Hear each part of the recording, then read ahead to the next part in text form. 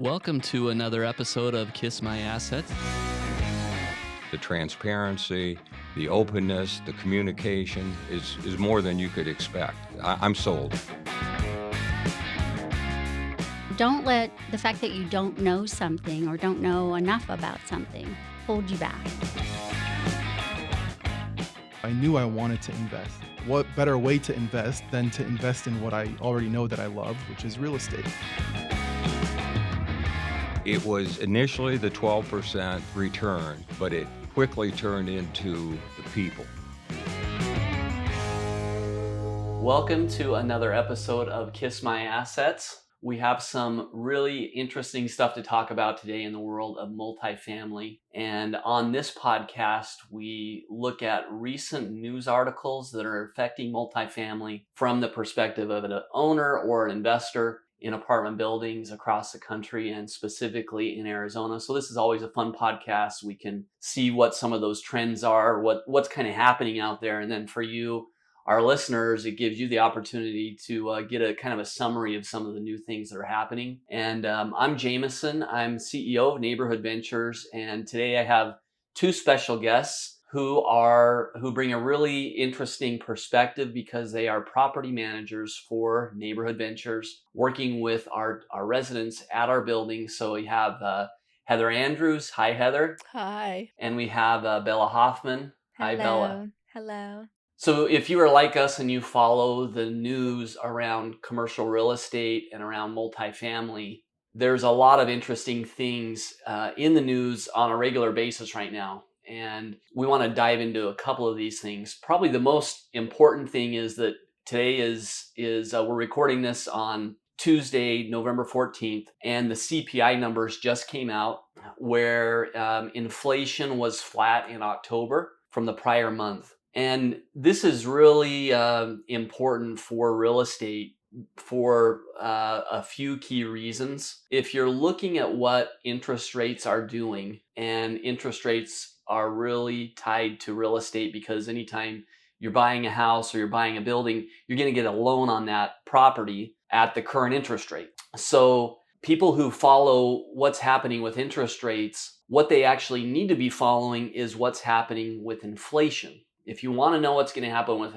interest rates, you need to follow what's happening with inflation because the Fed, they act and they move interest rates based on what's happening with inflation. So inflation's been high for a few years now, and so they've risen interest rates to slow down the economy, which it has, to bring inflation down. And inflation is your purchase power, what you can buy with a dollar. And as the economy is too hot and things and money is more widely available, then the cost of things moves up because the value of the dollar moves down. And that's what we saw post the pandemic, was that all this stimulus that the government put out there for around the pandemic and around even before that, since the great financial crisis, made interest rates really low and it made money very free flowing. And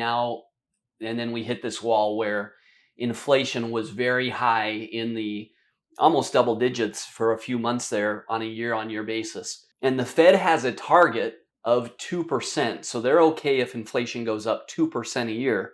But if it's any higher than that, they have to act to give price stability to the dollar. So looking at what happened today, so the CPI, which is the Consumer Price Index, was released. And it was very good news from an inflation standpoint. The index said that prices were up 3.2% from a year ago. So that's much closer to the 2% that the Fed's okay with, compared to the 8%, 9% that we saw last year. From a month-on-month basis for the core CPI, which excludes volatile food prices and energy, core CPI rose 0.2% from last month to this month. So it's still moving up, and that's okay, but it's moving up in a much more sustainable way. So after this was announced, the stock market has done really well. Publicly traded REITs that are traded on the stock exchanges, those have risen because it looks like the Fed probably does not need to keep interest rates in this restricted area for a long period of time. We know that's where they are now, but at some point they'll be able to bring them back to a normal area, a normal inflation area. So that's why we've seen this reaction in the market. And this is a good thing for real estate, because we're trying to see and understand, when does inflation slow down and when do interest rates kind of peak out and start to come back to a non-restrictive area. And so it's good news today as a multifamily owner, as a real estate investor. We're starting to see that inflation is slowing down, which means if we continue to see that, the Fed will most likely let interest rates come down along with it, which helps real estate a lot. So I want to shift over to one really key thing that we're seeing in the multifamily and renting versus owning a home trend. And this article from the Wall Street Journal with the headline, "There's never been a worse time to buy instead of rent." And if you look at this graph that's in the Wall Street Journal, you can see that right now it's 52% more expensive to buy a home than to rent one of a comparable property. 52% more. And that's as high as it's been in at least since 1996. And if you look at this historically, we saw that this rose pre the Great Financial Crisis in 2006, but typically these should be about the same. It's typically about the same to buy versus rent. And a lot of times, historically, it's actually cheaper to own a home than to rent. And right now we're seeing it is way more expensive to own a home, partly because of where interest rates are at, and partly because of the cost to buy a home. And renting is much more appealing. And that is where we're at today. But as an investor, we know at some point that's going to come back, and rents versus owning a home will be more at parity. They'll be closer. And right now there's this big gap. So that means either the cost of homes will come down, which is very unlikely, or rents will start to come up to meet that. And so that's a trend that we're watching, and we're at a really high level. So want to ask Bella or Heather if you have some comments on this trend, and what you're kind of seeing as you're talking to people who are renting, as they look at that decision: should I rent, should I buy? Yeah, I mean, personally, just in my group of friends, I'm at that age where that was people's goal, was to buy a house, a few years after graduating college. And I have a few friends who are like, yeah, well, now that's definitely changed, and they're continuing to sign leases and rent. And so it's something that I think we all, we're waiting for. But as Jameson said earlier, it just the interest rates depend on inflation. And so that's just a waiting game. But I mean, I see it all around and experience it personally, that it's just not, it's not the right time to buy. Yeah, and I think that not only there's this, and we've talked about it before, it's more necessary to rent, it's more affordable, but that's where the trend of what people prefer Mm-hmm. is going anyway. And it's young people, and then we even see it in our seniors are wanting to want the flexibility of renting. So we're kind of, there's two avenues that are going into there that make renting more attractive right now. And I think in the long term, the article brings up that a few years ago we had these historically low interest rates, and everyone bought up houses, and I'm one of those people, and we are never moving because it's unlikely we're going to get that rate again. And Right. so we know this is a long-term scenario that we're seeing. There's going to be a lack of supply for a long time. I think renting is going to really emerge as a front runner for a long time. Oh, yeah. I even have a friend who had bought a house when interest rates were very low, and then he now could get so much from that. And tax benefits that he is literally moving to rent an apartment and rent his house out, and it's still beneficial. It's Yeah. still beneficial for him. That has run through my head a couple times, but I'm too lazy to move.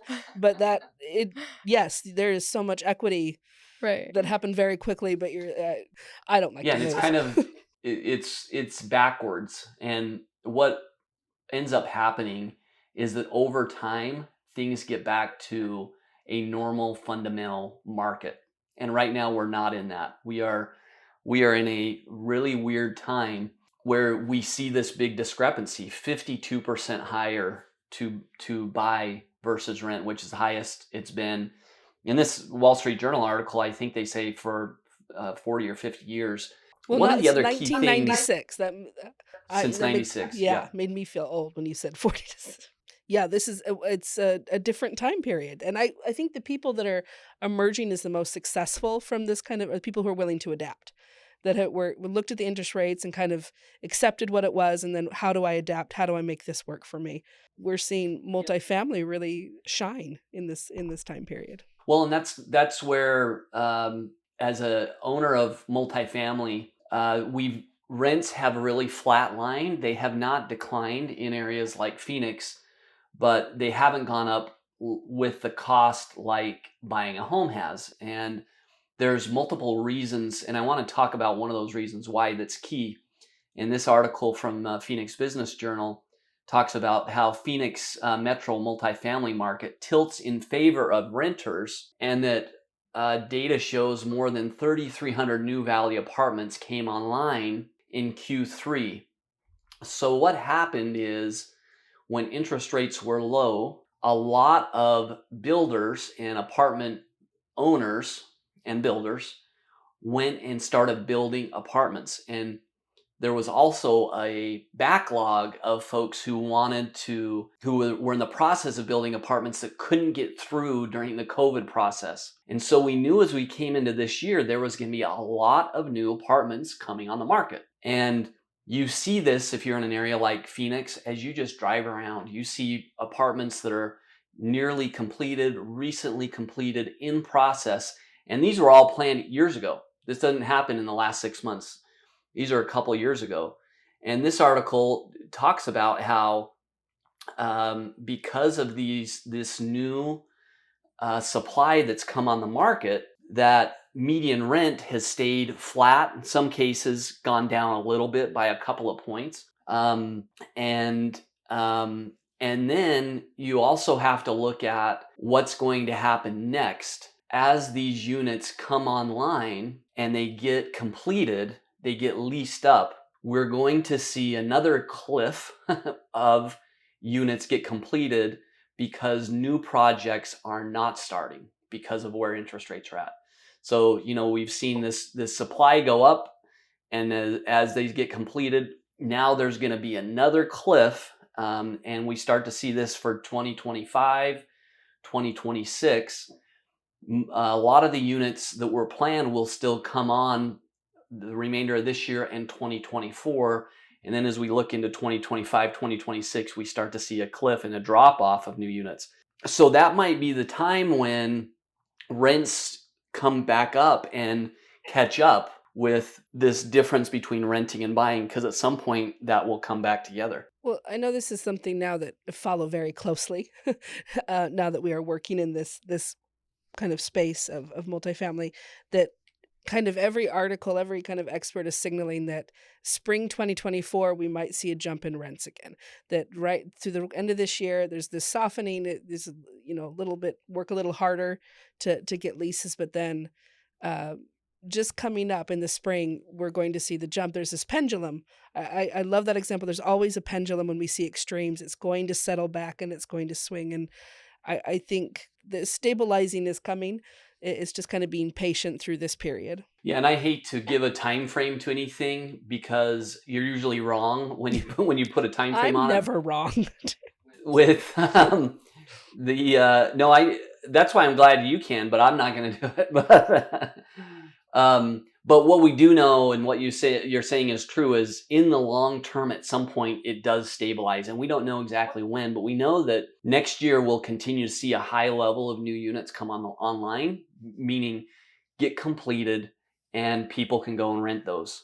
So more supply over the next year through 2024. But then in 2025, 26, that supply comes down, and it's a supply demand issue. So as the supply slows down, the demand continues to be high because more people needing to rent than buy, and that's when you see prices move up. And one additional data point, an article from Globe Street, that multifamily remains a favored nation CRE, commercial real estate asset class. And this is something that as people who are veterans in the industry, and they've invested in multiple different things. Now multifamily continues to be the favorite thing to own because of its resilience. And in this article, one quote is, multifamily is our favored nation asset class for investing. Lenders of all types, institutional, private equity, banks offer construction and exit loans. Industrial and self-storage are also performing well, but their growth has slowed a bit lately. The multifamily has for the last 10, 15 years has always kind of been that favorite asset. And I think as we get through this next phase of a little bit of uncertainty, if you're short-sighted, you'll say, okay, rents haven't moved up in 2023. Let me sell and go and move into some other sort of asset. And that's very short-sighted because of what we know. Real estate does well, but it does well over time. You can't become a day trader with it. I that previous article, they talk about how rents shot up 25%, I think almost 26%, and for it to dip, a percent or two. I kind of try to keep that in perspective, that there was a huge jump in a short amount of time, and a little bit of a dip is nothing to panic about. That's very normal, especially when it's shot up so quickly. Yeah, absolutely. So there's some exciting things happening in Phoenix itself, and want to point out a couple of things here because this is our home base. We talk a lot about Phoenix. We also have properties outside of Phoenix, but we like a lot of the trends that are happening in Phoenix. One of the things that we saw was that the new bonds that were passed in this recent election, Phoenix passed all the bonds. So these are development bonds to improve downtown, to improve the airport, the Rio Salado district, and over 500 million of general obligation bonds were just passed in the recent election. There's a lot of support for continued investment in Phoenix. One of those big areas is the Rio Salado riverfront, which is where Tempe Town Lake is connected to, and Tempe Town Lake, took this waterfront and made it a really great attraction for the city of Tempe. So continued investment there, as well as infrastructure for ASU's med school and the Sky Harbor airport. So there's some cities even in the valley tried to pass bonds, infrastructure bonds, education bonds. They weren't able to do it. Phoenix, they passed with flying colors. Which is really indicative of the fact that people who live here are happy to invest in Phoenix and the growth of Phoenix. Part of what's also happening in Phoenix is that downtown continues to thrive, and this is different than some downtowns. Especially, we hear a lot about San Francisco downtown, where there's a lot of problems with vagrancy and crime, and people don't feel safe there right now. Other metros across the area that are across the country that are seeing big vacancies in their office space downtown. So the downtown isn't what it quite used to be. On the contrary, downtown Phoenix, in this article from Phoenix Business Journal, could see an increase of jobs and retail over the next 5 years. That the trends of downtown continue to go in the right direction, with additional investment in the infrastructure downtown, which will support continued growth and vibrancy.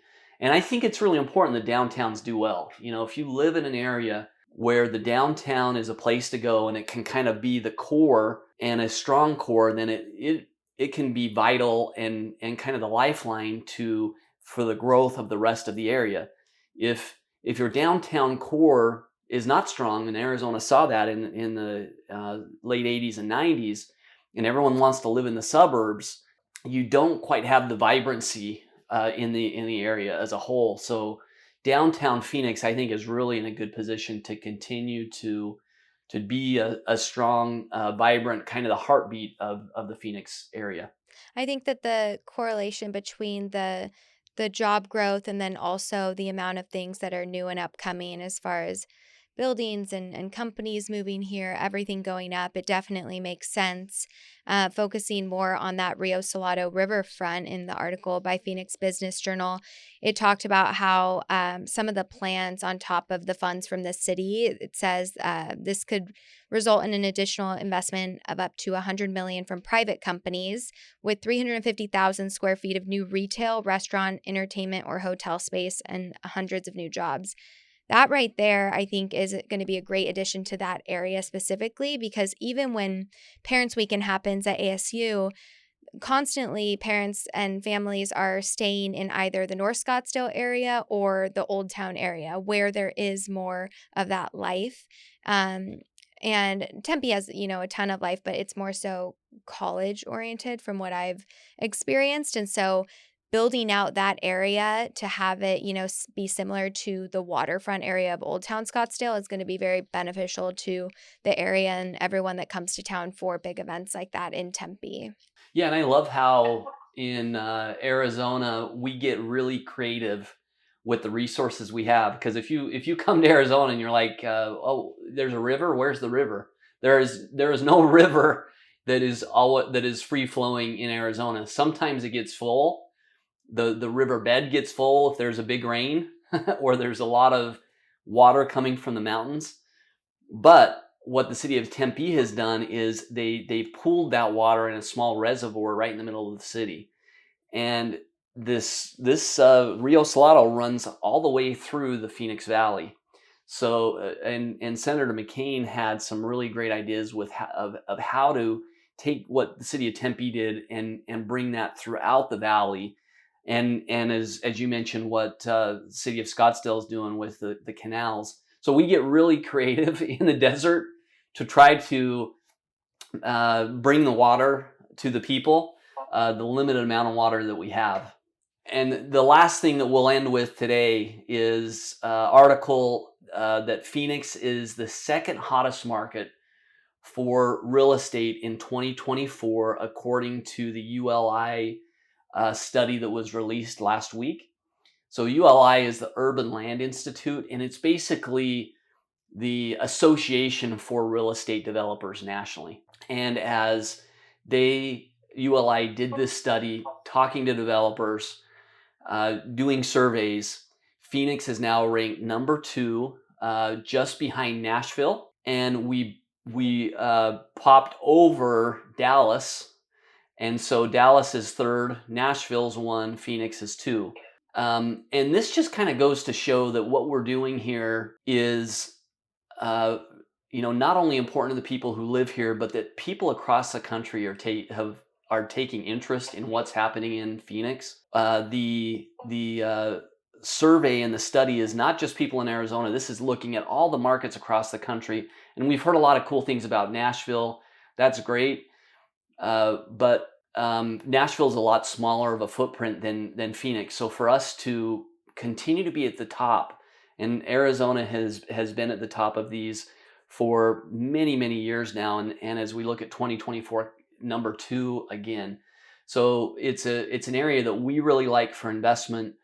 The Phoenix area has been really smart in its planning for infrastructure, whether that's light rail, the airport, the freeways, and developers see that and they feel like Phoenix is a great place to invest in.